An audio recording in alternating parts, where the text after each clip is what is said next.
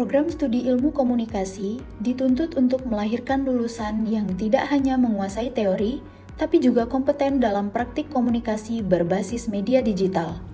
Salah satu fasilitas pendukung keterampilan praktik tersebut adalah laboratorium yang mencakup bidang jurnalistik, hubungan masyarakat, dan podcast. Namun, permasalahan yang sering kali muncul adalah ketimpangan antara kurikulum, kebutuhan industri, dan modul pembelajaran praktik yang digunakan dalam laboratorium tersebut.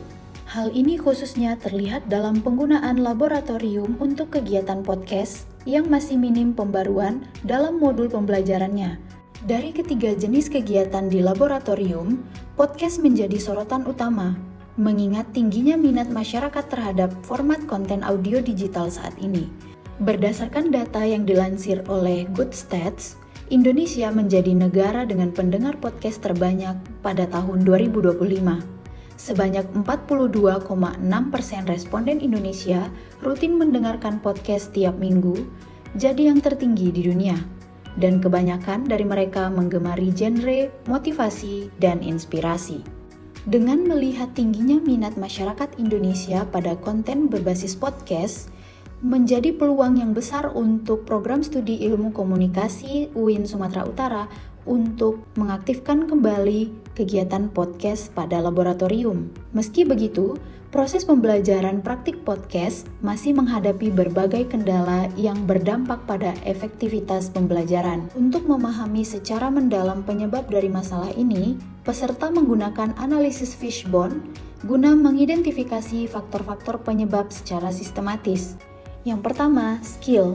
Kurangnya pengetahuan praktis mahasiswa tentang narasi suara, intonasi, dan teknik voice acting. Kedua, keterampilan promosi dan distribusi konten podcast melalui platform digital juga belum diajarkan secara sistematis. Kedua, sistem. Modul pembelajaran masih bersifat teoritis, tidak mencakup komponen praktis berbasis proyek. Yang kedua, belum ada SOP praktik laboratorium podcast yang baku dan mudah diakses. 3. Tidak ada keterkaitan langsung antara pembelajaran podcast dengan mata kuliah lain seperti branding digital atau komunikasi strategis. Ketiga, surrounding. Peralatan seperti mikrofon, mixer, dan headphone masih terbatas. Selanjutnya, laboratorium podcast belum dilengkapi ruang rekaman yang kedap suara. Yang terakhir adalah supplier. Modul pembelajaran tidak diperbarui secara berkala dan tidak melibatkan praktisi industri podcast. Selanjutnya, akses mahasiswa terhadap sumber pembelajaran tambahan seperti e-modul, studi kasus, podcast profesional masih sangat terbatas. Berdasarkan temuan dari analisis fishbone, direkomendasikan hal-hal berikut.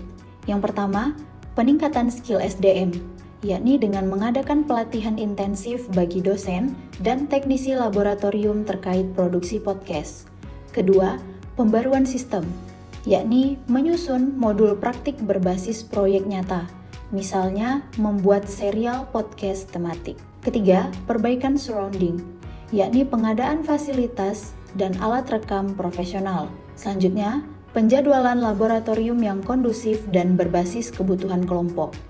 Keempat, kolaborasi dengan supplier eksternal, yakni kerjasama dengan platform distribusi podcast. Yang kedua, pelibatan praktisi industri sebagai pembicara, mentor, atau reviewer produk mahasiswa.